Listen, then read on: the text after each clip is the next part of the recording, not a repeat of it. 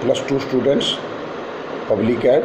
कल हमने किया था संविधान के बारे में कि भारतीय संविधान में कितने तत्व हैं, संघात्मक शैली क्या होती है। आज हम करेंगे कि संविधान के एकात्मक रूप के कितने लक्षण होते हैं। संविधान का जो एकात्मक रूप होता है उसके अंदर शक्तियों का विभाजन जो होता है वो केंद्र के पक्ष में होता है। दूसरा होता है राज्य सूची पर केंद्र का हस्तक्षेप रहता है। तीसरी बात होती है राष्ट्रपति द्वारा राज्यों की राज्यपालों की नियुक्ति की जाती है। चौथी बात ये होती है कि राज्य को अपना संविधान बनाने का अधिकार नहीं होता। अगर राज्यों को संविधान बनाने का अधिकार दे दें तो हर राज्य का कानून अलग अलग हो जाए। पांचवा होता है संसद को राज्य के क्षेत्र में परिवर्तन करने, नवीन राज्य उत्पन्न करने या पुराने समाप्त करने का अधिकार होता है। यानी कि संसद को एक अधिकार दे दिया गया कि वो सारे देश को एक प्रकार से ही एक माला के अंदर पिरो के रखे।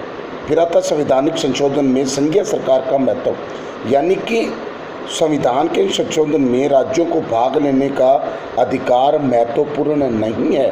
राज्यसभा में राज्यों का असमान प्रतिनिधित्व। अमेरिका और स्विट्जरलैंड के अंदर उच्च सदनों की इकाइयों को समान प्रतिनिधित्व दिया गया, परंतु भारत में राज्यसभा में राज्यों के प्रतिनिधियों की संख्या जनसंख्या के आधार पर निश्चित की गई है जो समान नहीं है। फिर आता है एकरी नागरिकता, फिर होता है एकरी न्याय व्यवस्था, फिर होता है एकरी न्याय व्यवस्था और नागरिकता का मतलब ये होता है कि एक ही प्रकार से जहाँ पर दोहरी न्याय व्यवस्था जो होती है वो अपनाई जाती है, जो अमेरिका और ऑस्ट्रेलिया में है। भारत में एकरी है, यानी कि देश में सभी कानून के सामने समान है। फिर आता है अखिल भारतीय प्रशासनिक सेवाएं, जिन्हें ऑल इंडिया एडमिनिस्ट्रेटिव सर्विस कहा जाता है। राज्यों में उच्च पदों पर काम करने वाले अधिकारी IAS या IPS इत्यादि के सदस्य होते हैं। संविधान में संघ शब्द का अभाव है। संकट काल में एकात्मक शासन, यानी कि जब भी देश के ऊपर कोई हमला होता है तो एकात्मक शासन किया जाता है, एक ही जैसा चलता है। और उसके बाद आता है राज्यों का वित्तीय मामलों में संघीय सरकारों पर, यानी कि राज्य का पैसों के मामले के अंदर